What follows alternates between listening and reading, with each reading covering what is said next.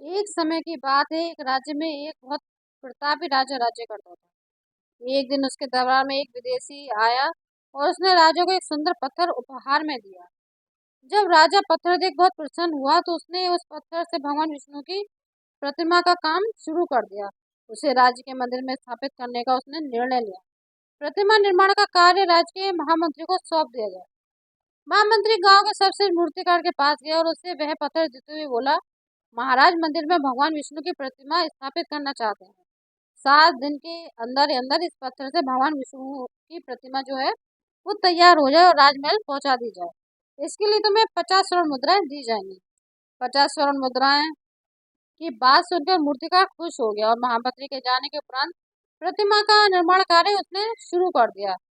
उसने अपने औजार निकाले और अपने औजारों में से एक हथौड़ा लिया और पत्थर तोड़ने के लिए उस हथौड़े पे से वार करने लगा, किंतु पत्थर जस का तस रहा। मूर्तिकार ने हथौड़े के कई वार किए, लेकिन पत्थर है कि टूटा ही नहीं है।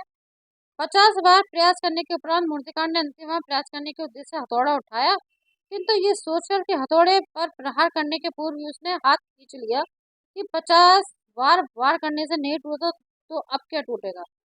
वह पत्थर लेकर वापस महामंत्री के पास गया और उसने ये कहकर वह वापस कर दिया कि इस पत्थर को तोड़ना नामुमकिन है, इसलिए इसे भगवान विष्णु की जो प्रतिमा है वो बनाई नहीं जा सकती। महामंत्री को राजा का आदेश हर स्थिति में पूर्ण करना था, इसलिए उसने भगवान विष्णु की प्रतिमा निर्मित करने का कार्य गांव के एक साधारण से मूर्तिकार को सौंप दिया। पत्थर लेकर मूर्तिकार ने महामंत्री के सामने ही उस पर हथौड़े से प्रहार किया और वह पत्थर एक ही बार में टूट गया। पत्थर टूटने के बाद मूर्तिकार प्रतिमा बनाने में जुट गया। इधर महामंत्री सोचने लगा कि काश वे मूर्तिकार ने भी एक अंतिम प्रयास किया होता तो वे सफल हो गया होगा और 50 स्वर्ण मुद्राएं उसी को मिल गई होती। तो इस कहानी से हमें ये सीख मिलती है कि जीवन में ऐसी परिस्थितियों से दो चार होते रहते हैं। कई बार किसी कार्य को करने के पूर्व या किसी समस्या के तो इस कहानी से हमें ये सीख मिलती है कि जीवन में ऐसी परिस्थितियों से दो चार होता रहता है।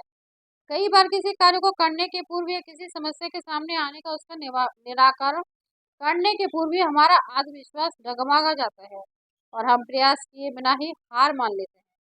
कई बार हम एक दो प्रयास में असफलता मिलने पर आगे प्रयास करना छोड़ देते हैं, जबकि हो सकता है कि कुछ प्रयास और करने पर कार्य पूर्ण हो जाए और समस्या का समाधान ही हो जाए। यदि जीवन में सफलता चाहिए तो बार बार असफल होने पर भी एक बार, लास्ट बार अपने आप को चांस देना चाहिए, ताकि हो सकता है कि अभी तक हम नहीं जीते, हो सकता है कि लास्ट प्रयास में जीत ही जाए, हम सक्सेस हो ही जाए। वीडियो आपको अच्छी लगे तो लाइक और चैनल को सब्सक्राइब जरूर करें। मिलते हैं नेक्स्ट वीडियो में शाम 6 बजे। बाय।